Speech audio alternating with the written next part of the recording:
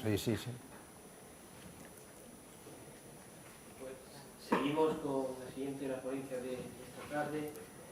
Agradecer a José Sánchez Conesa su implicación en este ciclo de conferencias que organiza la Asociación Cultural de Cavite dentro del programa Hispanidad Cartagena. Es doctor en Antropología Social, es cronista oficial de Cartagena, licenciado en Historia, especialidad de Historia Moderna y Contemporánea y doctor en Antropología Social. Colaboró habitualmente con diversos medios de comunicación en la difusión de la cultura tradicional de la comarca, Premio Internacional de Periodismo del Festival de Cancha de las Minas y autor de varios libros y artículos sobre historia, antropología y folclore, vicepresidente de la Asociación de Cronistas de la Región.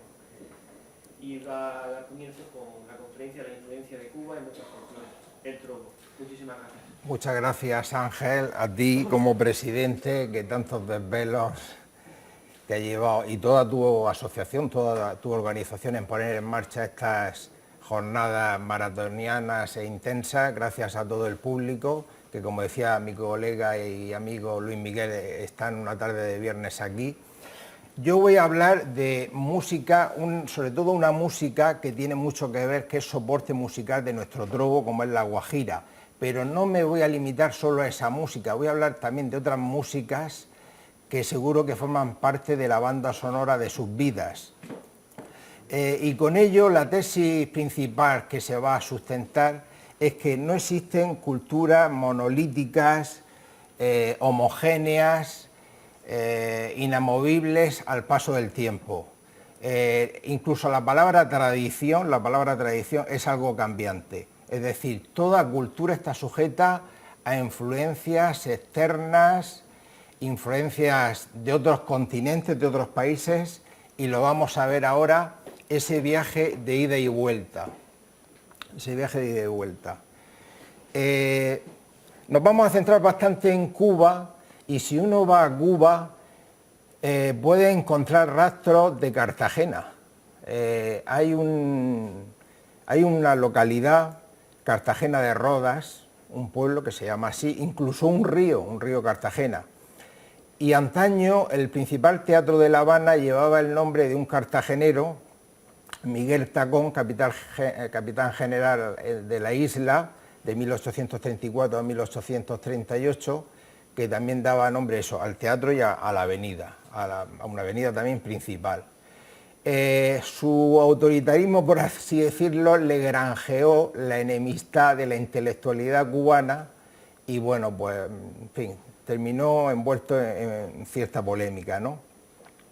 Yo voy a hablar de una serie de músicas, no cabe duda, y está entre nosotros que acaba de llegar Hilario Andreu, un cantador del trobo, que nos hará una guajira como cierre de la conferencia, que es la música que sirve de soporte en nuestro trobo a la décima, a la estrofa de 10 versos.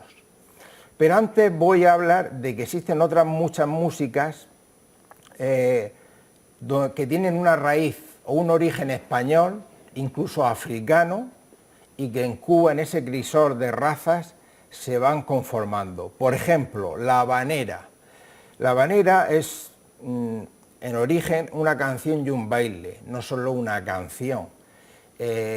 Nos toca muy directamente en el sentido de que, bueno, cercana a Cartagena está la localidad de Torrevieja, que celebra desde el año 50 su concurso de habaneras, y aquí en Cartagena, pues en Cabo de Palos en concreto, desde 1990. Es un fenómeno musical muy propio de ciudades portuarias, Galicia, Asturias, País Vasco. De hecho, Iradier es uno de los autores, un autor vasco, un músico vasco de La Paloma. Si una paloma viene a tu ventana, trátala con cariño, que es mi persona. Bueno, en todas las ciudades marítimas. Y, claro, la habanera tiene mucho que ver con Cartagena. El himno de Cartagena es una habanera, precisamente compuesta su letra por un trovero e historiador del trobo como es Ángel Roca, y la música la debemos al guitarrista y músico, profesor de música, Manuel Díaz Cano. Cartagena, querida Cartagena, qué delirio de gloria tu delirio. En fin, si hay algún voluntario que la entone, pues la escucharemos, si hay algún valiente. Bueno, con esto sí que podemos darnos cuenta, los flamencos lo percibieron de inmediato y llamaron cantes de ida y vuelta a una serie de cantes que tenían raíces españolas, raíces cubanas y mucha influencia africana. Y por eso le pusieron de ida y vuelta, porque eran influencias de cruce, de mucho cruce. Por ejemplo, podríamos hablar de los tangos. Los tangos significa, en realidad es una palabra africana, reunión de negros para el baile y la danza, reunión festiva, tango. No estamos hablando aquí del tango argentino, que ya tiene otra variante musical, sino el tango de los flamencos, ¿no? Y efectivamente los negros, el primitivo tango, pues lo hacían con tambores, tiene mucha percusión.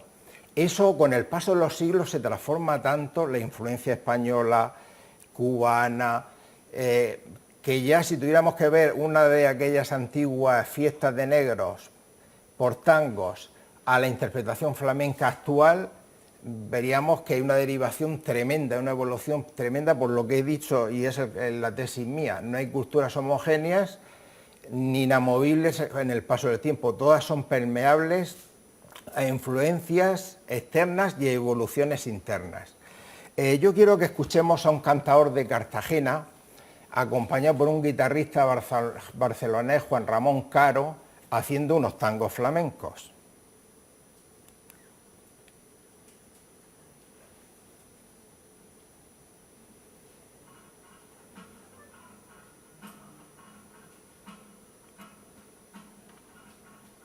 ¿Se escucha bien?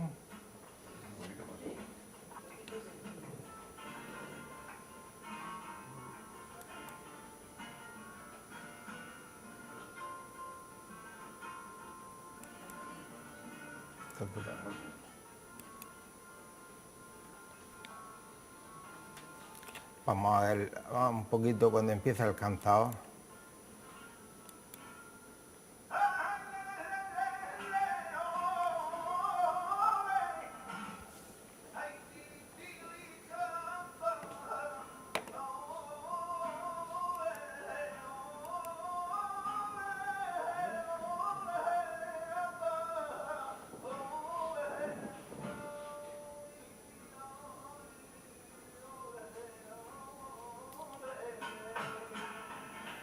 Bueno, Curro Piñana, nieto de don Antonio Piñana, el maestro de los cantes de Cartagena en la Unión, que lo rescató, y hermano del concejal de Cultura, Carlos Piñana.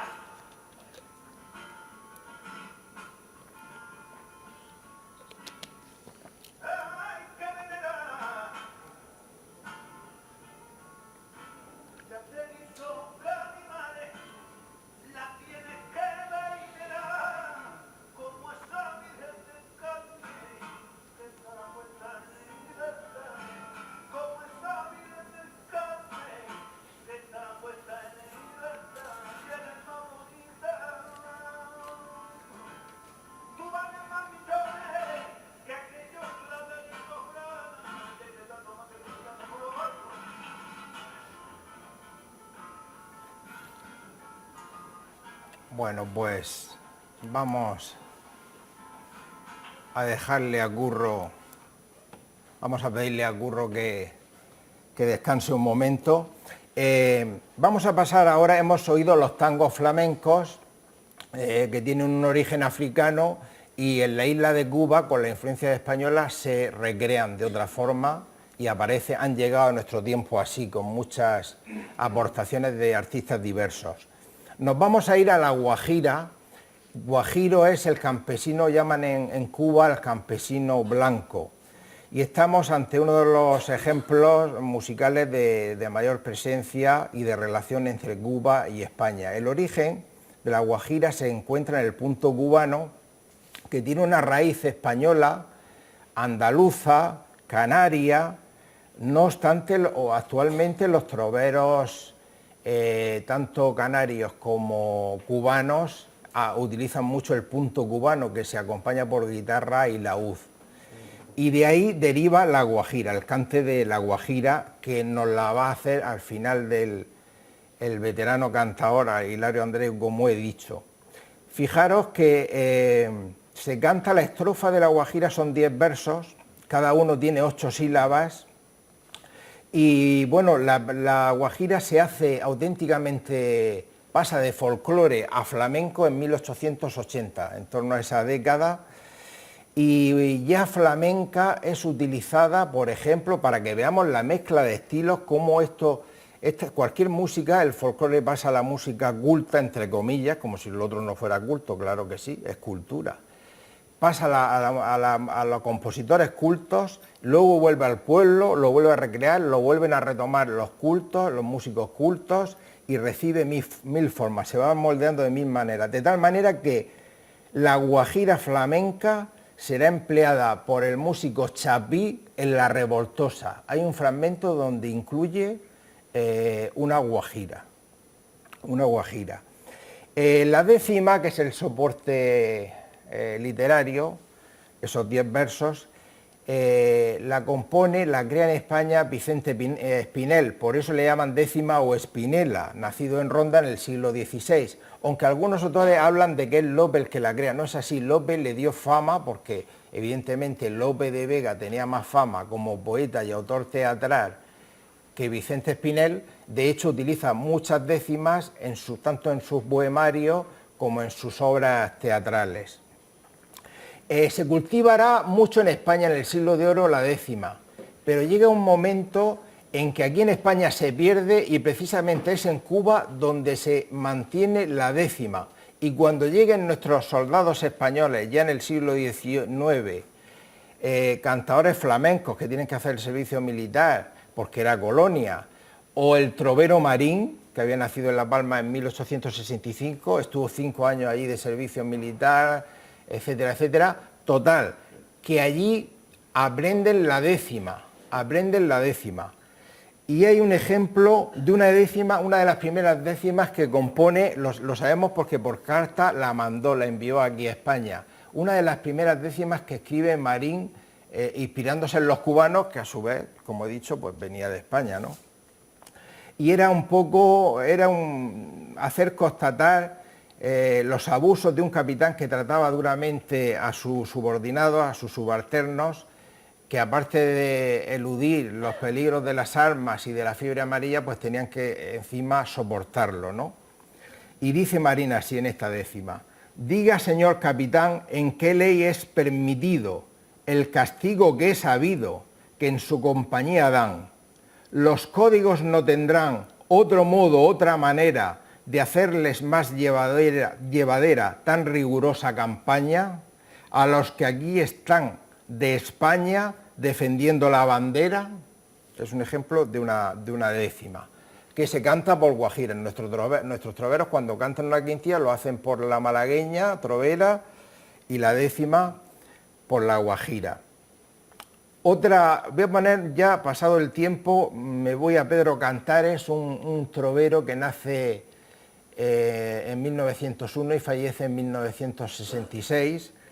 Enlaza la generación de Marín con la de Ángel Roca, es un eslabón, ¿no? Y se hallaba en un bar, era un hombre bastante culto, Pedro Cantares, y tenía un trobo con bastante vuelo poético. Se hallaba en una taberna y improvisó esta décima. Cambiar fuera mi deseo en tribuna de oradores y en cátedra de doctores esta sala de recreo. Quisiera en un Ateneo ver convertido este bar y aquí levantar a Minerva una escultura, un cadalso a la incultura y a la belleza un altar. O sea, es perfecta, es una décima maravillosa. Las guajiras siempre han tenido en Cuba una relación con el mundo campesino, con sus letras, y si nuestros troveros se fijan en la décima y se fijan también en la guajira, de hecho el primer cantador del trovo, Castillo, compañero de Marín, empieza a cantar las décimas por guajiras, pues muchos cantadores andaluces como El Planeta, El Fillo, ya desde 1820, 1830, habían estado en Cuba de servicio militar o trabajando, o Silverio, otro cantador sevillano, y adoptan la guajira para el flamenco y la introducen incluso en otros estilos como las seguirillas. O sea, hay una riqueza, como estamos viendo, tremenda de influencias, de injertos, etcétera, etcétera. No solo Marín, también estuvo el almeriense Pedro el Morato, que era de Almería, que estuvo aquí en Cartagena, en la Sierra Minera, era trovero, uno de los padres de los cantes mineros, guión de cuadrilla de su pueblo en Vera, y la trae, la hace popular también aquí, la guajira. Bueno, pues es cierto que la guajira que cantaba Castillo era muy sobria. Normalmente en el flamenco el cantador hace unos alardes técnicos, unas dificultades. Los cantadores del trobo la hacen más liviana porque lo importante es el mensaje, transmitir el mensaje que le está dictando al oído su cantador, ¿no? Y entonces no tiene tanto adorno, tanta recreación técnica. Y de hecho hay la primitiva guajira de Castillo la conoce Curro Piñana, el cantador que estamos viendo aquí, porque el suegro de Ángel Roca era un fiel seguidor de Castillo, se la enseñó a su abuelo, al maestro Piñana, y Piñana se la enseñó a su nieto Curro Piñana. Y yo tengo que animarlo a que la grabe, porque estas cosas de la oralidad tienen eso, que mucho folclore se pierde, mucho folclore de tradición oral, si no se registra en registro sonoro o por escrito.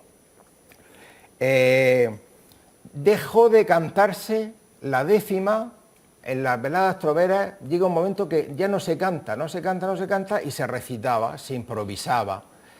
Y en el año 76, en el Simposio Nacional del Trobo, Matías Lienta, y el primero que la hace, están todavía vivos, el taxista y el levantino. El taxista compone la décima, se la dicta al oído y la canta el levantino, que es uno de los organizadores del Festival de Copla de Molino de Ribao y el más veterano cantador junto a Hilario del trobo, ¿no?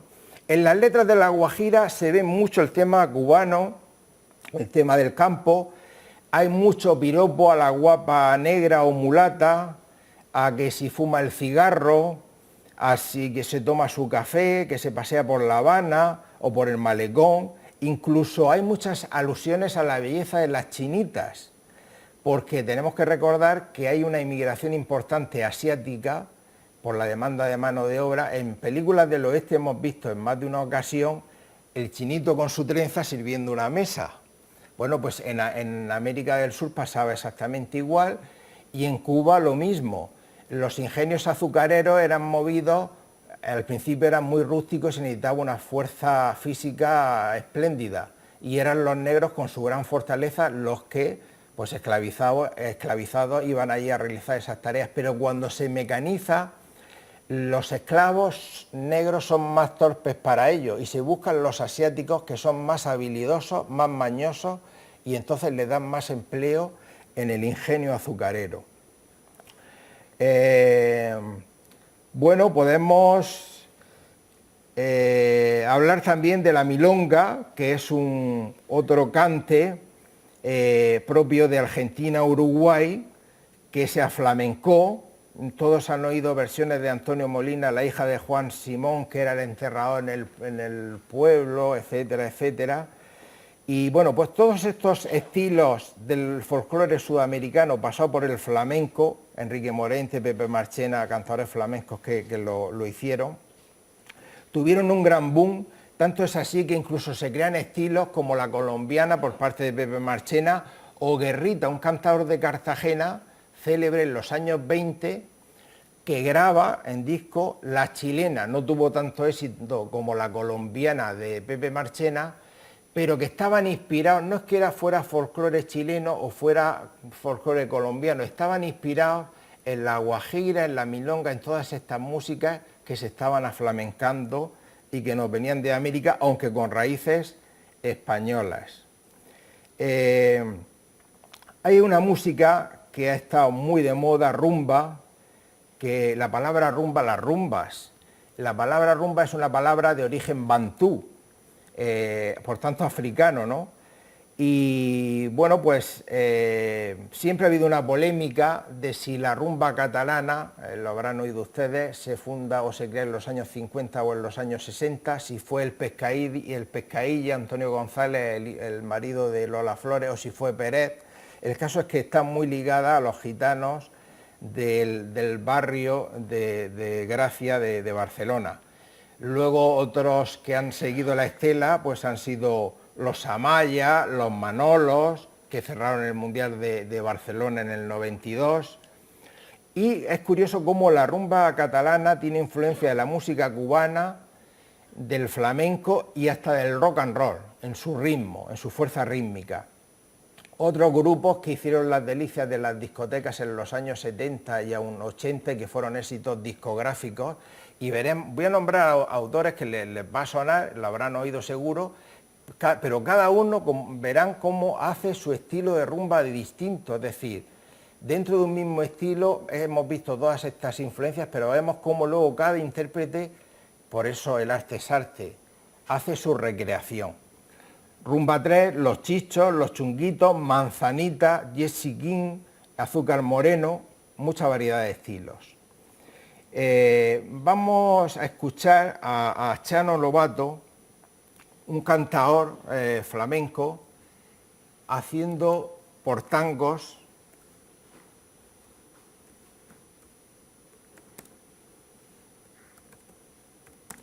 una canción donde exalta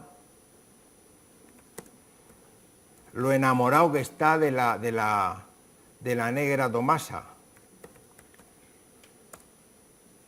Como vemos, no tenían muchos reparos en las mezclas étnicas los españoles, ni mucho menos.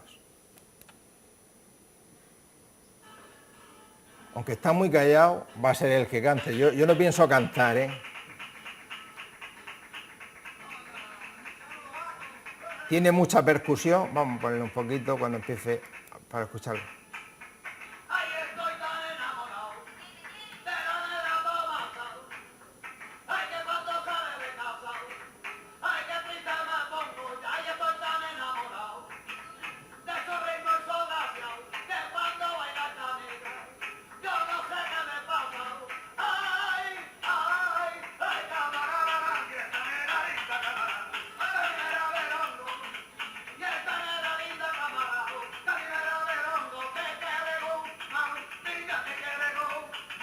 Utiliza palabras africanas. Bueno, yo creo que como muestra está Chano Lobato, que lo hemos tenido, ya falleció, cantador gaditano, lo tuvimos varias veces en el Cante de las Minas, grabó una canción por bulerías con Curro Piñana y estuvo también en Los Ferros. Yo tuve la suerte de hablar con él, un hombre simpaticísimo, muy gracioso, con sus anécdotas. Bueno, hablando de todas estas influencias musicales tan variadas, comentar una anécdota. Hoy día el cajón forma parte de cualquier compañía flamenca. Ese señor que encima de una caja golpea con las palmas de la mano.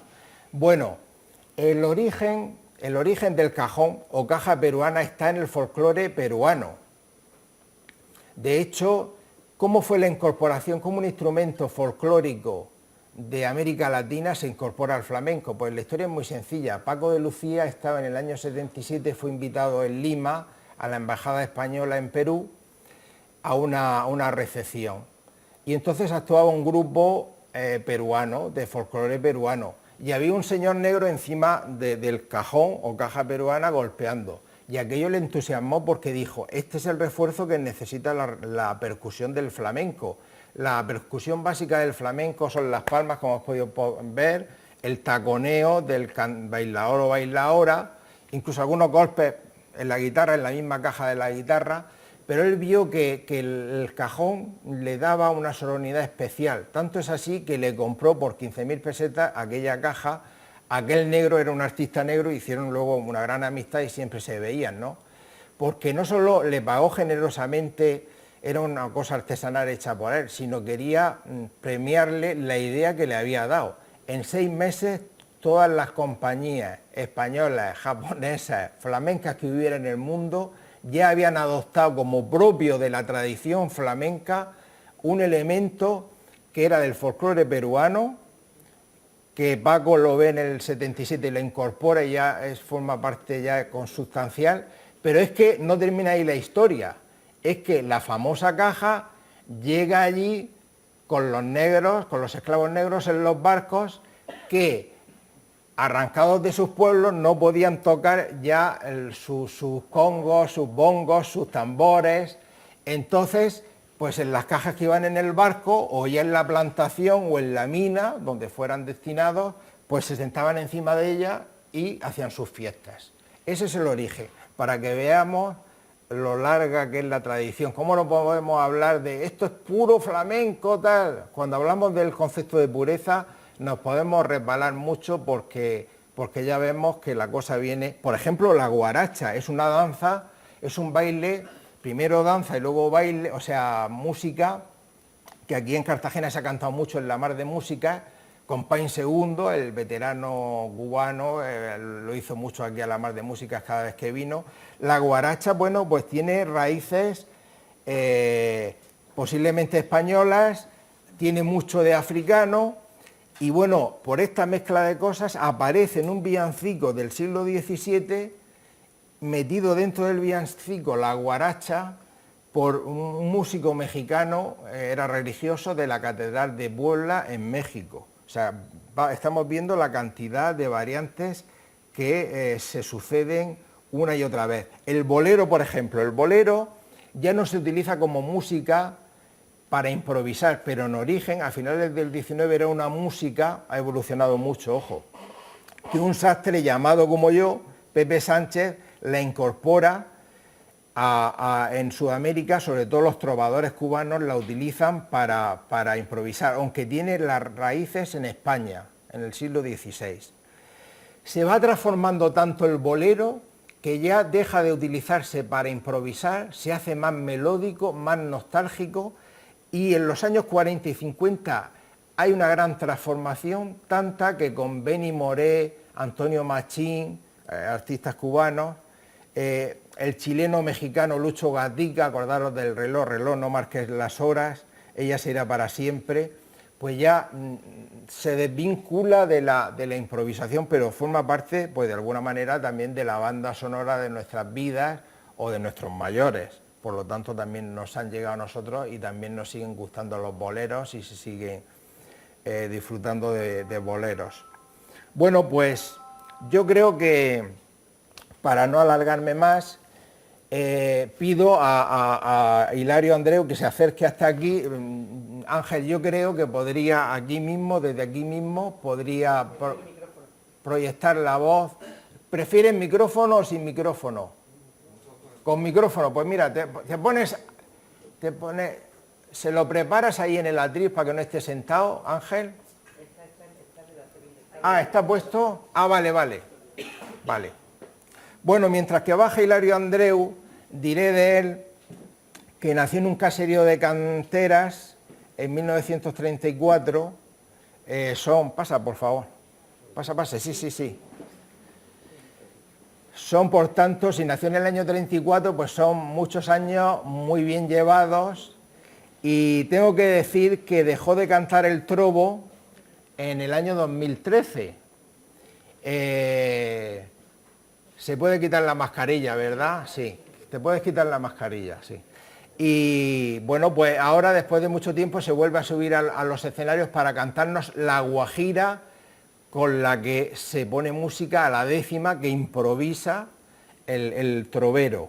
Tengo que decir que él empezó en realidad en el año 72 presentándose a concursos de flamenco, que había muchos en los barrios de Cartagena, en San Antón, José María Las Huertas, pueblos como Molinos Malfagones, y de ahí ya dio el salto a cantar el trobo. Sigue subiéndose a los escenarios, no podemos dejar la verdad, como guitarrista en la cuadrilla de Molinos Malfagones. Solo en Navidad. Bueno, pues acércate y entónanos una... No, guitarra no, ahí, allí.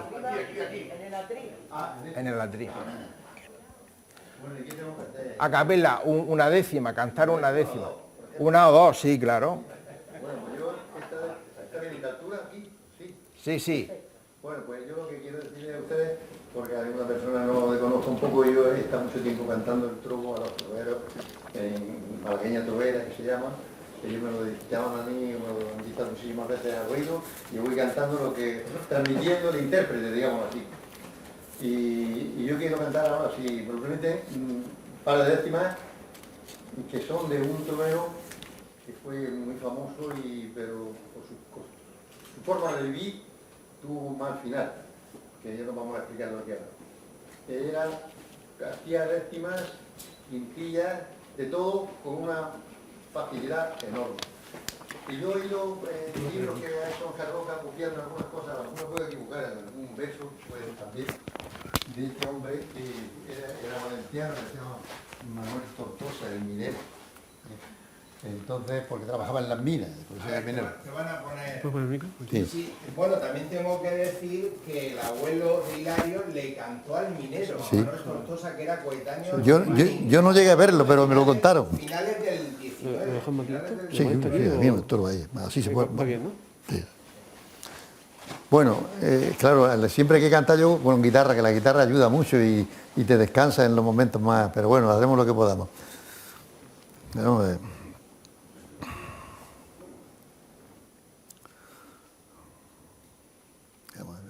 Que como tienes tantas, quiero era una que me acuerde bien de ella, porque lo que yo voy a cantar acá, o que pretendo cantar, es precisamente, que Dios sabe los años que hará, o sí, años se puede decir, que el minero la hizo. De tema, tocaba todos los temas. Voy a tocar el tema que ya aprendí de la mentira, sobre la mentira. Ay. Se ha hecho tan necesaria en el mundo la mentira, que se considera y mira como necesidad diaria. Ella es la suplementaria que no haciendo falta en nada, en todo se ve. No, y él por eso dice que me puedo olvidar. Sí. Claro, me han faltado. Perdón. No, esto hay que borrarlo.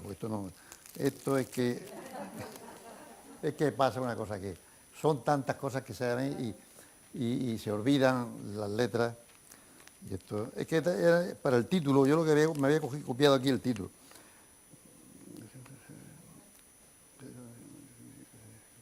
Ya es la suplementaria. Empiezo de nuevo, seguro, ¿no? Se ha hecho tan necesaria en el mundo la mentira, que se considera y mira como necesidad diaria. Ella es la suplementaria que no haciendo falta en nada, en todo se ve aplicada con uno u otro ropaje, no hay asunto en que no encaje, más o menos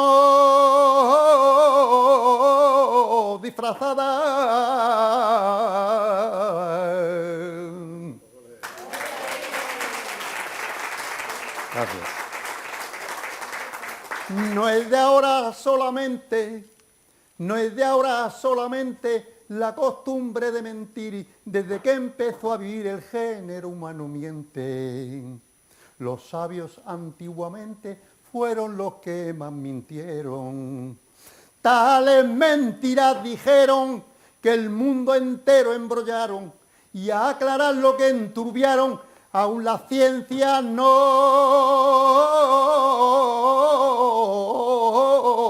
pudieron. Gracias. ¿Puedo cantar otra más? ¿Puedo cantar otra más? Ah, bien, perfecto. Pues nada, muchísimas gracias. Siento haberme equivocado, pero... Muchas gracias.